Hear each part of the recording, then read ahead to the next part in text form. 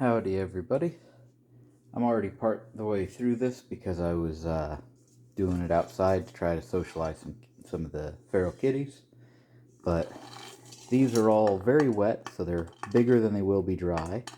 But these are all a good portion, most of my Miami pole bean harvest. I made a video earlier on how to process the Potawatomi rabbit beans, which their pods look like this, and their seeds look like these. It's not obvious they're in the black-eyed pea family, but instead of being white, they're more mottled. So these have the advantage of being very small. They cook faster, and you get a lot of them per pod. So if you're ever carrying seeds from one location to the other, you can fit a lot more seeds in a lot less space. They cook faster. These are much larger, so you can't fit as many beans in the same space, but these are supposed to have a very different flavor. I'm told these are supposed to taste like walnuts, which I'm incredibly interested to try. Maybe not this year, because I'm trying to gather a lot more seed, but these are also just so beautiful. Now, the most amount of beans I've gotten per actual pod so far for the rabbit beans is like 17. I think the most I've gotten for these is 7. So you also get a lot more of those per pod. Now this is a much more properly dried bean. So this is a little closer to what the final product will be. Some of these will be a little bigger than this, but for the most part, they're still not nearly so huge as these waterlogged early beans are. But once you soak them, of course, they'll swell up like that. All the beans swell up when they're soaked. So I just wanted to show off this variety, show off how it looks, and again, just show off another harvesting video. You just have the leftover chaff to use as mulch or compost material, and then you have the actual seeds. Let's see. Yeah, the actual seed here, if I can get a good focus on it. Trying to do this with the camera behind me was a foolish mistake of mine, but you get the idea. Purple bean, or white bean with purple speckles at the very least. So the coloration, like most beans, is more striking on the less mature, more waterlogged beans. These are much more of a striking color. More white on the white, more purple on the purple, more intense. But they're quite large beans.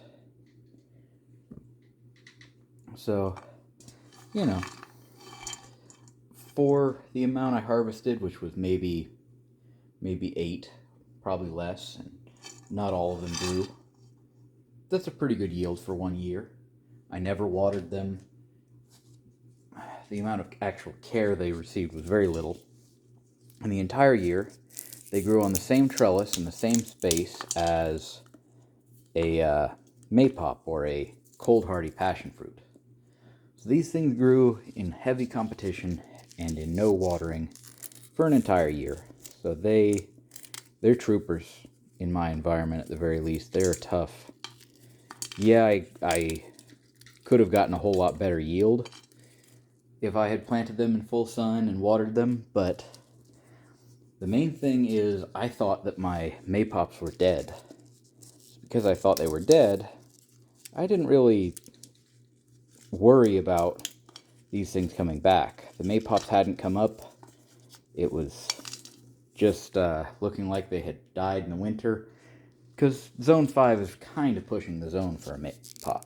So I figured, well, if I've got a trellis, why leave it bare? I'll just plant some beans that I want to have more of the seed for.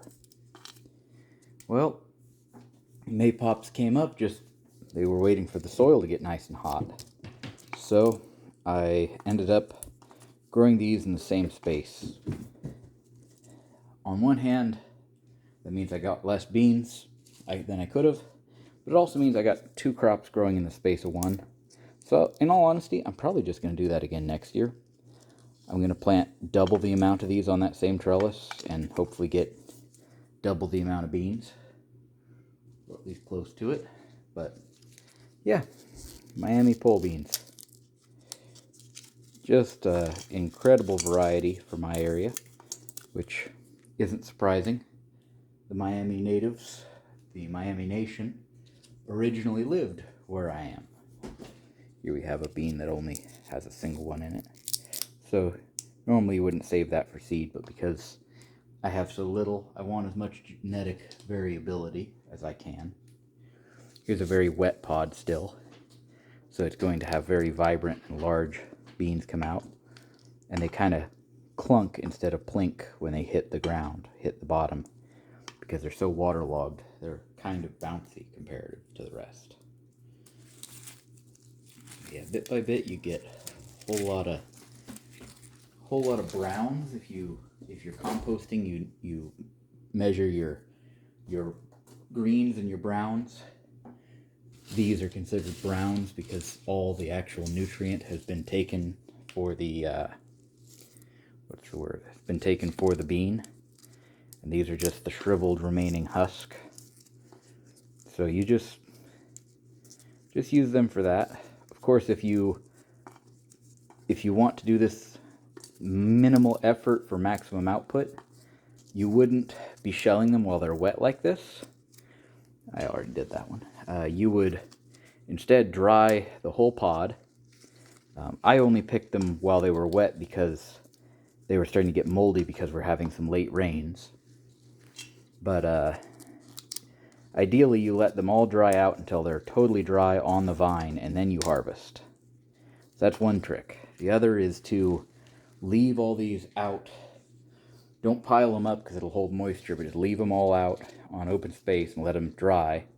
And then once they're dry, you can just crush them all up, throw them in a pillowcase, and smash the pillowcase against a rock, or hit the pillowcase with a stick and break them down. And then you can just separate them out that way. So there are easier ways to do this. I went over that in more detail in my video processing the Miami pole beans, not Miami, the Potawatomi. So, search that video for more details. But yeah, hopefully you all enjoy this kind of content, sitting around and shelling beans while I ramble about beans. These are a true Native American variety. I mean, they're both Native American varieties, but cowpeas are also called African peas, or black-eyed peas. So those ones come from Africa originally. So they're a completely different species, far unrelated from this, which is a pole bean. Pole beans, lima beans, and I think 1 or 2 other species that are American natives are all in their own family. They're all in the legume family, but they are a completely different bean species. Other varieties out there, such as winged beans, come from Asia, I believe. Soybeans come from Asia. Adzuki beans come from Asia. So every continent and every peoples had a different bean historically that grew in their area that they domesticated, because legumes are pretty important. It's up to you whether you believe any human being or any civilization was truly vegan at any point. I'm of the opinion no. Most of the societies we talk about as being vegan or mostly vegan still had to kill, a half dozen deer per family to make the clothes that they traditionally made and wore. So I don't think anyone was truly vegan, but you can get most of your food by mixing the right things. Beans alone are not a complete protein. This is not protein. This is almost protein. You mix it with a grain, and you get a complete protein. So you can take these beans and mix them with corn or wheat or rye or oats or rice, and you get a complete protein, still missing some major vitamins, and most of those you can get from pumpkins or sweet potatoes. But there's still a few vitamins you'll eventually run out of if you're not taking supplements or drinking dirty water. Because one of the major things that allowed other vegan societies to survive was drinking dirty water, which contains a bacteria that only exists in our lower intestines. And that bacteria would allow human beings to create our own whatever it is that plants cannot give us. The drawback being our our smaller digestive tract, our small intestine, are the part of the body where that's absorbed at. So unless you are consuming water that has been contaminated with feces, you don't get that specific nutrient from plants. But you can live quite a while without it in between meals. So if you're only able to get meat now and then, this stuff will get you through. I just wouldn't recommend living fully vegan myself. Eggs or fish at the very least would be enough. But yeah, that's a big reason why the Three Sisters were so vital to the Native Americans. You had your beans, your corn, and your squash. And between those three, you always had a almost full nutritional meal. And traditionally, they were always eaten together. So, there's my little bit of history nobody asked for. A little bit of science that nobody asked for. But, hey, you got to learn a bit about the beans. That part I am confident no one can tell me wrong about. What little I do share about the beans, I know I'm right about. Now, I'm sure there are more obscure or more traditional bits of information about this variety I don't have. But I don't talk about that because I'm not going to make something up. Alright, well, I got very rambly in this one, but hopefully it was enjoyable. All these discolored beans, these little ones, they're probably edible if you cook them, but there's not much to them, and I would definitely not consider them viable seed. So, it's up to you if you want to save them or not. For now, I'm gonna. But, yeah, that's pretty much my yield for the year. Again, I planted like 7, so.